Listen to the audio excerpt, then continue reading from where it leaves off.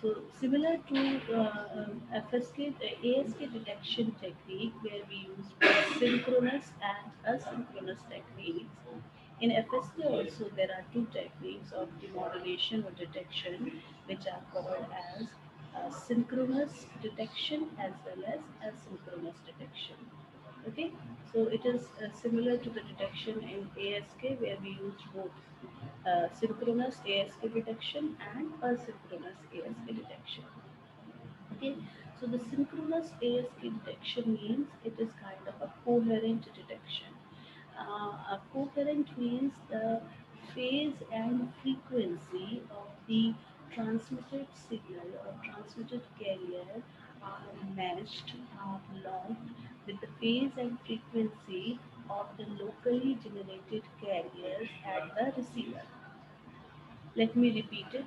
I am repeating the sentence which I have just said, that there are two types of detection techniques as we mentioned in previous class. It is called as synchronous and asynchronous. We can also call it as coherent and non-coherent, right? So coherent is nothing but the synchronous technique, and non-coherent is a kind of asynchronous technique. Now, what is coherent and non-coherent? Coherent is the technique where the phase and frequency of the transmitted carrier are matched or locked with the phase and frequency of the carrier used at the receiver or generated locally at receiver. Is this sentence clear to everyone? Are you all understanding what is the meaning of coherent? Class, may I have a response from your side? Am I audible to all of you? Yes, ma'am. Haan ji beta. So did you get the concept of coherent detection? What did I say about this? Can you just repeat it? हाँ जी बच्चे.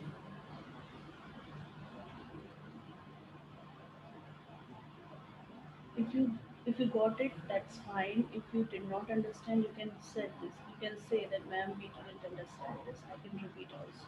But until and unless you tell me whether you are getting it or not, how would I come to know that I need to repeat it or not?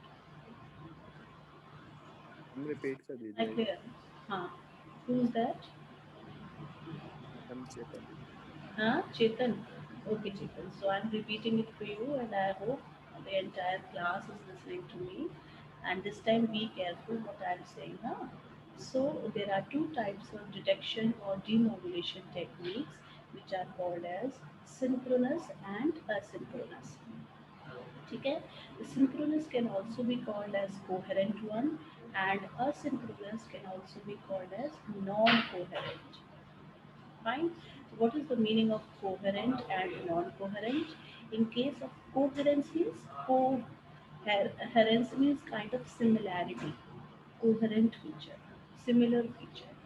So coherent detection is a technique in which the frequency and the phase of the carrier which is transmitted is matched, is similar, is locked with the frequency and phase of the carrier which is generated locally at receiver end. So there are two carrier signal. One is transmitted and one generated locally at the receiver. So the transmitted signal when comes back to the receiver, so it comes to a receiver where there is already a locally generated carrier. So now the received frequency and phase of the carrier and locally generated frequency and phase of the carrier must be matched. This is the meaning of coherent detection, right?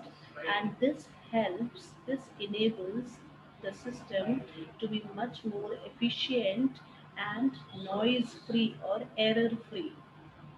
In order to have minimum probability of error, minimum bit error rate, the coherent detection technique is preferred. Are you getting it? Yes Yes. Ma'am Huh? Whereas Yes, ma'am. This technique has a drawback also. What is the drawback? The drawback is that this coherent technique requires some additional circuitry. So if we are looking to match the frequency and phase, we have to use some extra circuitry in order to get this coherent detection, right? So the coherent technique offers both advantages and disadvantages. The advantage is that it will be a much more efficient detection technique. It will be having less probability of error. It will be having minimum noise. But the problem or the drawback is that it requires some additional circuitry which increases the complexity and cost. Yes, and the opposite are the properties of non-coherent technique. That means in non-coherent, no additional circuitry is required and no phase and frequency locking of the carrier which is transmitted and the carrier which is locally generated. So it does not have the similar frequency and phase, and therefore it may offer a little probability of error, probability of noise. It can be a little inefficient compared to the coherent one. Is this concept clear to everyone? I hope yes, you ma'am. all are listening to me Yes, carefully. ma'am. This is the very first Yes, lecture ma'am. of today, and so in the morning we are quite fresh, physically as well as mentally. And if you hear me patiently and carefully, you can get the concepts, because I understand that all these things are written in books and there are so many materials which are available on these topics. But at the end, finally, whatever is taught in the classes, it, yeah, it matters a lot, it means a lot. Am I right? Am I right? If things are taught to you, if you get to know, if you understand that thing in the class itself, it becomes easy for you to remember it. It becomes easy for you to understand it. Is that clear? Am I right? So there are 41 students who are listening to me, and I'm not keeping an eye on all of them, but definitely I expect all of them to be attentive, all of them to be focused and patient. Okay? Okay, so this is all about your coherent and non-coherent detection techniques. Now this is the block diagram of non-coherent FSK detection technique, where there are two band-pass filters, filter 1 and filter 2. They are tuned in such a way that band-pass filter 1 will be passing frequency F1 and BPF2 will be passing frequency F2. Okay, so means they will have a cutoff frequencies f1 and f2, where f2 is greater than f1. This is clear in transmission line, in transmitting system, that f2 was greater than f1. So if we say that there are two bandpass filters at the receiver and both of them are tuned to f1 and f2 separately, that means they have the cutoff frequencies f1 and f2, and where f2 is greater than f1. Now the FSK wave comes in here and it is applied to both the filters. Can you see this block diagram, class? Is this block diagram visible to all of you? So when these two, when the Yes, Yes, ma'am. FSK, ma'am, it is when the visible. FSK is applied to both the filters, now if it is having a high frequency, it will be passed through a filter which is having a higher cutoff frequency, like F2 is a higher cutoff frequency. So if the FSK wave is having F2 first, it will be passed through BPF2, and then if FSK signal is having next frequency F1, which is a low frequency, it will be passed through BPF1. Is this concept clear? That means there are two filters and to which both F1 and F2 are applied, but only one filter will be transmitting F1 and one filter will be transmitting F2. because both the filters are tuned, and the filters are tuned to either F1 or F2. Now F1 and F2 are passed.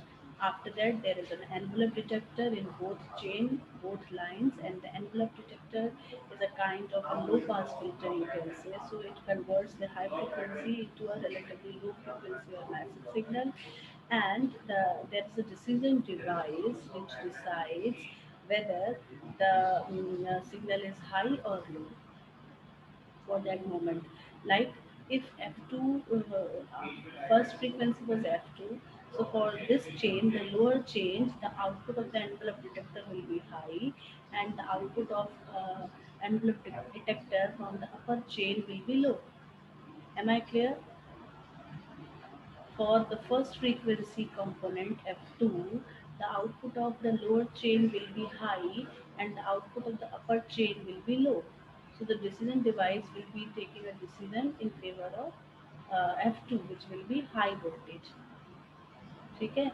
And if and if the next component of the FSK wave is F1, so the output of the upper envelope detector will be high and the lower envelope detector will be low. In that case, if the upper envelope detector gives you high output, the decision will be taken as low. This is the concept, because if for any of the chains, either the lower chain will be having a high output or the upper chain will be having a high output, right? At a time, there will be a high output either from the lower chain or from the upper chain. So in that case, the decision device, every time the decision device output will be high. Am I clear? So in that case, so every time you will be having a perfectly high voltages, but this is not the case. Our message was a combination of high and low. It was a binary data. So I can say that if F2, the output of F2, yeah, up lower chain is high, the decision device will take a decision as 1. And if the output of upper chain is high, the device will take the decision as low. So that is how we will get a combination high, low, and it will be your FSK demodulation where we will be getting our message signal. Okay.